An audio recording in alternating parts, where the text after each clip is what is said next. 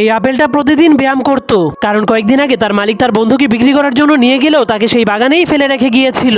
এজন্য সে পরের দিন নিজেকে অনেক সুন্দর করার জন্য নিজের শরীরে লাল রং লাগিয়ে দেয় আর স্বপ্ন দেখতে শুরু করে মালিক এখন তাকেও বিক্রি করার জন্য স্টিকার লাগাবে। কিন্তু তখনই তার মালিক এসে এবারও তার অন্য একটা বন্ধুকে বিক্রি করার জন্য নিয়ে যায়, যার কারণে সে অনেক মন খারাপ করে হার মেনে যায় আর ভাবতে শুরু করে তার মালিক তাকে কখনোই বিক্রি করবে না। কিন্তু তখনই সে পাশেই একটা ব্যায়াম করার ঘর দেখতে পায়, যা দেখার পর সে অনেক খুশি হয়ে সেখানে গিয়ে 80 কেজি ডাম্বেল দিয়ে ব্যায়াম করতে শুরু করে দেয়। এভাবেই সে 2 বছর সেই জিমের মধ্যে অনেক পরিশ্রম করে, কিন্তু যখন সে নিজেকে মাপতে শুরু করে তখন সে বুঝতে পারে এত পরিশ্রমের পরেও সে একটুও বড় হয়নি। এজন্য সে বুদ্ধি খাটিয়ে একটা পাম্পের মেশিন দিয়ে নিজেকে ফুলিয়ে দেয়। এরপর সে অনেক খুশি হয়ে আবারও সেই গাছে চলে যায়। তখন তার মালিক এত বড় আপেল দেখার পর তাকে বিক্রি করার জন্য স্টিকার লাগিয়ে দেয়, কিন্তু হঠাৎ করে তার ভেতরে থাকা হাওয়াগুলোর সাথে সাথে তার স্টিকারটাও খুলে যায়। এজন্য তার মালিক তাকে রেখেই ট্রাক নিয়ে চলে যেতে শুরু করে, যার কারণে সে অনেক রেগে গাছের উপরে লাফিয়ে লাফিয়ে সেই ট্রাকটার পিছু করতে শুরু করে দেয়। কিন্তু এক গাছ থেকে আরেক গাছে যাওয়ার সময় তার হাতটা স্লিপ কেটে যায়, যার ফলে সে নিচে বসে থাকা একজন মানুষের মাথার উপরে পড়ে যায়। আর এই দুষ্ট আপেলটার কারণেই বিখ্যাত বিজ্ঞানী নিউটন গ্র্যাভিটির খোঁজ করতে পেরেছিল।